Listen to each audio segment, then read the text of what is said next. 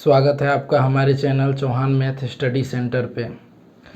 दोस्तों यहाँ पे हम मैथ्स का जो होता है, चाहे कॉन्सेप्ट हो, ट्रिक्स हो, इस प्रकार का जो वीडियो होता है, मतलब बोले तो पढ़ाई से रिलेटेड हम वीडियो यहाँ अपलोड करते हैं। आज थोड़ा हम इस सिस्टम जो हमारी गवर्नमेंट चला रही है इस पर बात करना है, क्योंकि देखिए पढ़ने से ही नहीं होगा। जब तक हमारी सरकार के जो कंडक्टेड एजेंसियां हैं वो एग्ज़ाम समय पे नहीं कराए, समय पे रिज़ल्ट नहीं दे, तो हमारे पढ़ाई का कोई फ़ायदा बेसिकली होने वाला है नहीं।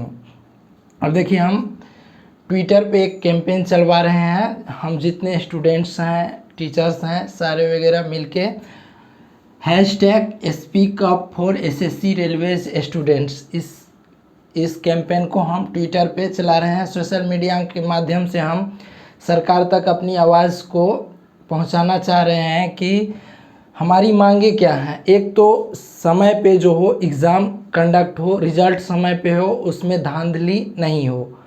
जो शिक्षा माफिया हैं इनसे सीटों की खरीद फरोख्त पे रोक लगाया जाए, ये हमारी मांगे हैं सरकार से। अब देखिए यहाँ जो है एसएससी हो, रेलवे हो या बैंकिंग सेक्टर का एग्ज़ाम हो, इसमें जो एजेंसियाँ जो कंडक्ट करवा रही हैं एग्ज़ाम, वो कर क्या रही हैं कि समय से इसका नोटिफिकेशन नहीं दे रही हैं, ना ये समय पे एग्ज़ाम ले पा रही हैं, रिज़ल्ट नहीं दे रही हैं। अगर रिज़ल्ट दे भी रहे हैं तो उसमें अगर कोई खामियां गड़बड़ी आ जाए, एरर आ जाए, तो उसको वो दूर करने में सालों के साल, कई साल ये निरंतर लगा दे रही हैं। अब बात करें हम आरआरबी एनटीपीसी जो रेलवे का एग्ज़ाम था पिछले साल 2019 में ये नोटिफिकेशन आया था।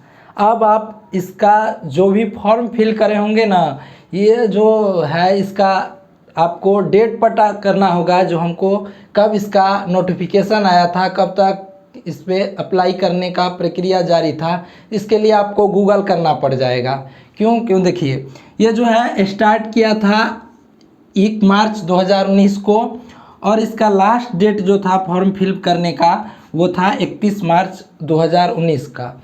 अभी तक 2 साल होने वाले हैं, अभी तक ये जो वैकेंसी का एग्ज़ाम कौन सी एजेंसी लेगी, जो एग्ज़ाम करवाएगी ऑनलाइन सीबीटी एग्ज़ाम, उसका इन्होंने फाइनल नहीं कर पाया है कि कौन सी एजेंसी एग्ज़ाम लेगी। तो इसी प्रकार से जो है एसएससी का अगर आप सीजीएल का एग्ज़ाम देना चाह रहे हैं तो इसमें इन्होंने 3 साल का एग्ज़ाम, 3 साल में इसको ज्वाइनिंग लेटर देते देखते तो 4 साल 5 साल का ये लगा देते हैं, समय लगा देते हैं। देखिए करते क्या हैं कि पहले ये देंगे एग्ज़ाम, नोटिफिकेशन देंगे, नोटिफिकेशन दिए तो अब एग्ज़ाम कब होगा, इसके लिए स्टूडेंट को संघर्ष करना पड़ जाता है। एग्ज़ाम दे भी दिए तो रिज़ल्ट के लिए फिर से वेटिंग करना पड़ रहा है। इसके बाद पेपर लीक की बात अलग हो गई, ज्वाइनिंग लेटर प्रोवाइड करवाने की बात अलग हो गई, मतलब धांधली ही धांधली चल रही है। इस पे ना ही कोई सरकार की ध्यान जाती है, ना कोई इसका जो मंत्रीगण है, शिक्षा मंत्री है, इन लोग तक तो कोई बात ही।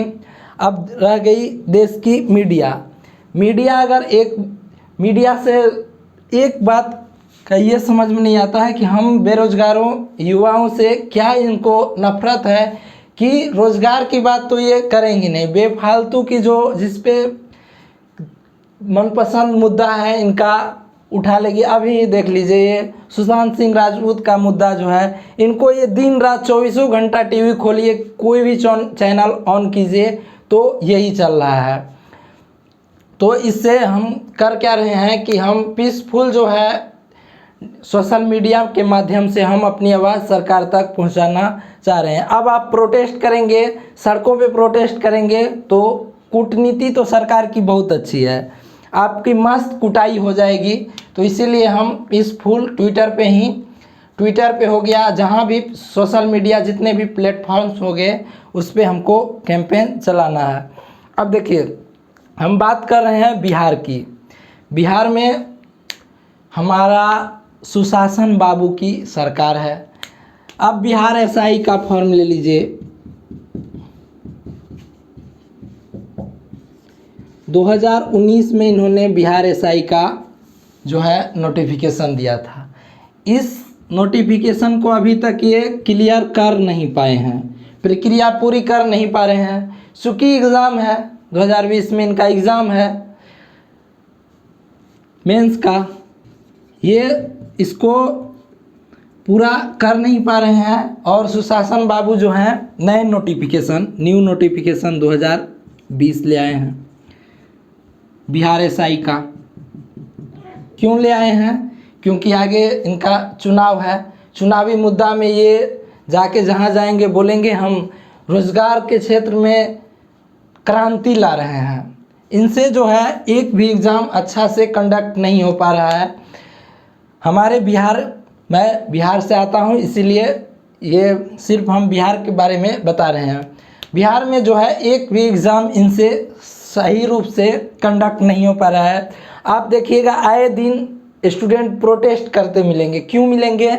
क्योंकि पेपर लीक का मामला बिहार में इतना कॉमन हो गया है।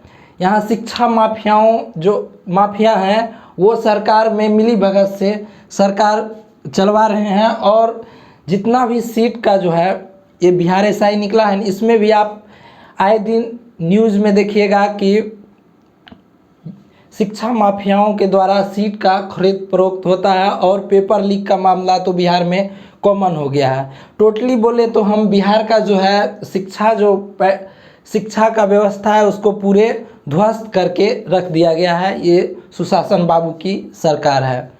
अब मुस्कुराइए, आप बिहार में रहते हैं और सुशासन बाबू की यहाँ सरकार है। एक जो है वैकेंसी इसका जो प्रक्रिया पूरा हो नहीं पाती है, दूसरा दे देते हैं। क्यों दे देते हैं? चुनाव है, चुनावी मुद्दा हम बनाएंगे और युवाओं का वोट अपने पक्ष में करवाएंगे। तो नेता या मंत्री यही कर रहे हैं। अब देखिए, हम युवा बेरोजगार चाहते क्या हैं? हम सरकार से ये नहीं चाहते हैं कि सरकार हमें मंत्री का पद दे दे, एमएलए का पद दे दे, एमएलसी का पद दे दे, सरकार में हमें प्रवक्ता बना दे, बड़े बड़े भाषण जो टीवी पे आके बोलते हैं वो बना दे। हम युवा ये चाहते नहीं हैं। हम चाहते क्या है? एक अच्छी सी गवर्नमेंट जॉब हमें दे दे। इसमें भी सरकार नहीं दे पा रही है। ये एक छोटा सा 30-40 हज़ार का जो जॉब होता है, इसी में युवा खुश हो जाता है, पूरा खुश हो जाता है। ये भी इनसे नहीं हो पा रही है। तो देखिए, इस पे आप शांतिपूर्वक प्रोटेस्ट करिए, सोशल मीडिया पे हो गया, आप इसको ट्रेंड करवाइए, नंबर 1 ट्रेंड करवाइए, जिससे सरकार तक हमारी आवाज़ पहुंच सके। अब देखिए, एक बात आप ध्यान कीजिए, चुनाव आयोग क्या करे? आज नामांकन करवाए, आज से 1 साल बाद क्या करे? ये चुनाव करवाए, वोट जो गिरता है वोट डलवाए। इसके बाद क्या करे? 2 साल बाद रिजल्ट तैयार करे, इसका चुनाव की गिनती तैयार करे। और वो गिनती में क्या हो? गड़बड़ी आ जाए और चुनाव क्या करे? 1 साल फिर आगे क्या करे? चुनाव को रद्द करे, फिर से चुनाव करवा दे। तो क्या होगा?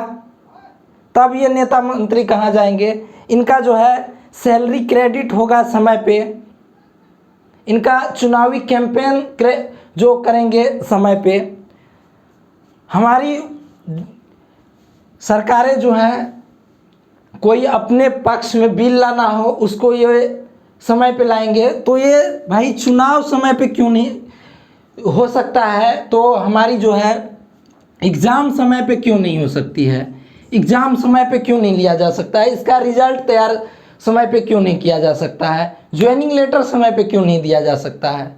इसके लिए भी तो हमारी सरकार को सोचना चाहिए।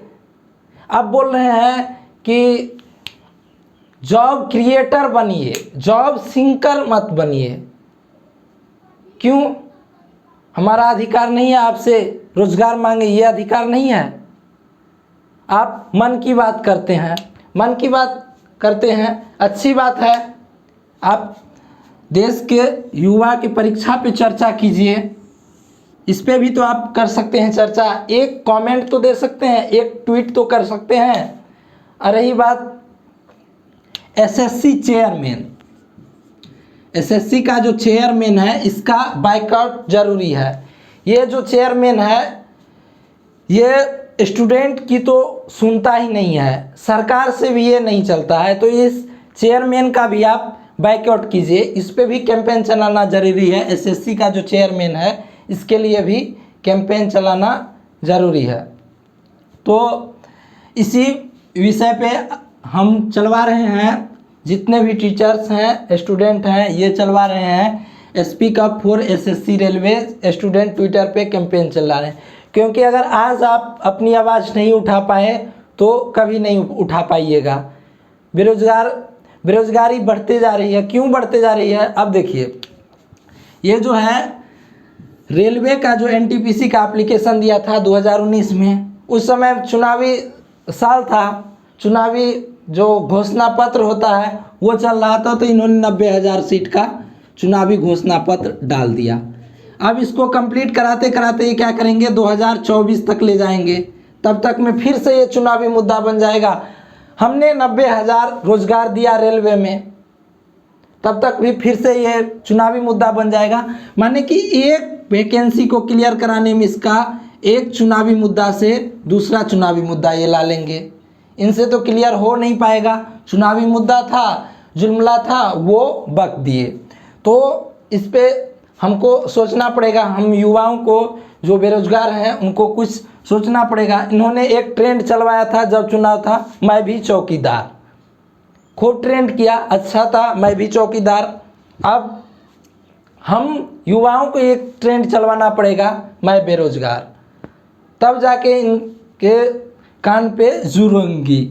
अब देखिए, ये सरकार जितना भी सेक्टर है, रेलवे हो गया, इसको क्या कर रही है, प्राइवेट सेक्टर में डाल रही है। तो इससे क्या होगा, हमारा रोजगार मारा जाएगा। इस पे भी आपको कुछ सोचना पड़ेगा। तो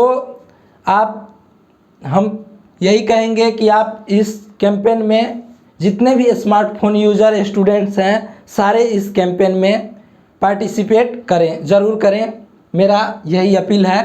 तो हम अब मिलेंगे नेक्स्ट वीडियो में और मैथ्स के कॉन्सेप्ट के साथ। इस वीडियो को आप शेयर करें और हमारे चैनल को सब्सक्राइब ज़रूर करें। तो मिलते हैं नेक्स्ट वीडियो में। धन्यवाद।